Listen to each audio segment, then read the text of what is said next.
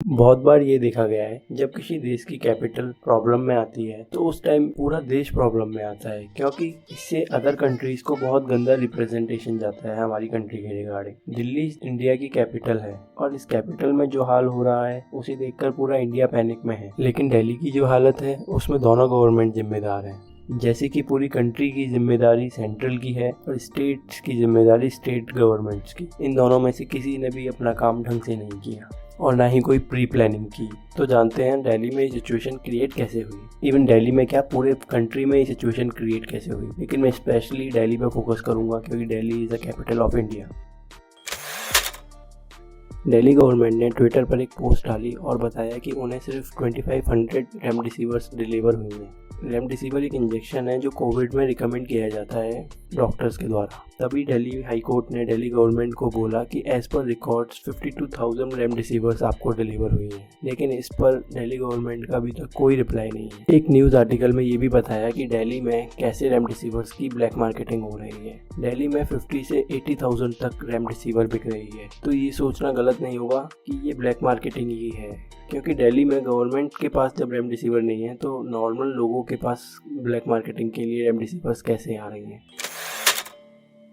Last year central government ने सारे states को ऑक्सीजन प्लांट लगाने के लिए फंड्स दिए फ्रॉम पीएम केयर फंड, और दिसंबर 20 में दिल्ली गवर्नमेंट को भी 8 प्लांट लगाने के लिए फंड मिला।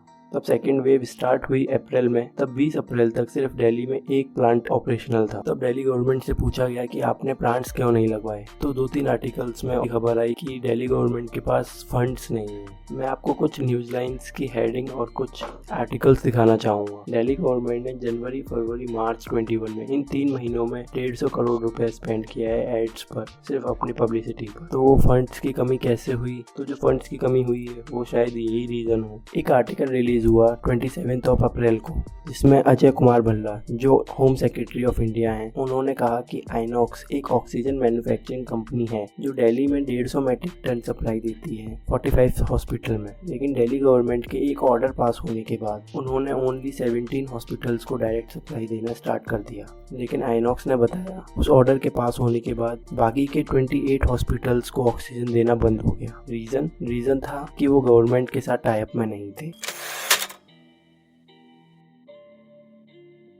सारे स्टेट्स ऑक्सीजन प्रोड्यूस करते हैं, लेकिन कोई कम करता है, कोई ज़्यादा।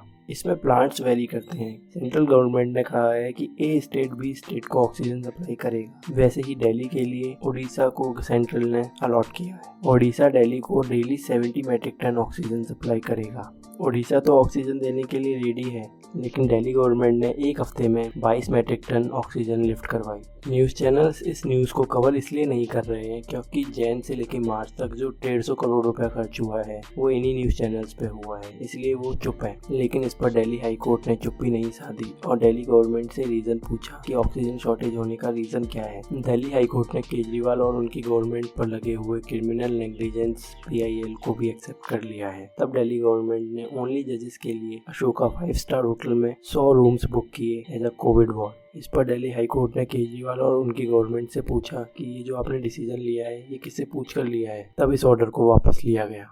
दिल्ली के हॉस्पिटल्स की हालत इतनी ख़राब है कि कोरोना पेशेंट्स को बेड मिलने में मुश्किल हो रही है। इवन लोगों के लिए बेड है ही नहीं। दिल्ली गवर्नमेंट ने एक ऐप लॉन्च की जिसमें वो रियल टाइम बेड्स बताएंगे कि किस किस हॉस्पिटल में बेड्स अवेलेबल हैं। लेकिन जब लोगों ने वो ऐप ट्राई की और उसमें दिए गए नंबर्स पर कॉल किया तो काफ़ी नंबर्स पर कॉल रिसीव नहीं हुआ या फिर काफ़ी नंबर्स पर कॉल जा ही नहीं रहा था। और जिन हॉस्पिटल से कनेक्ट हुआ उन्होंने भी यही बोला कि बेड्स नहीं है और ऐप अभी अपडेट नहीं की गई है, इसीलिए आपको बेड्स की अवेलेबिलिटी दिख रही होगी। दिल्ली गवर्नमेंट ने एक ऐप तो लॉन्च कर दिया लेकिन उसको सही से मेंटेन भी नहीं किया, जिससे लोग और परेशान हो गए, इधर उधर जाने लगे। लोगों का काफ़ी टाइम वेस्ट हुआ बेड सर्च करने में।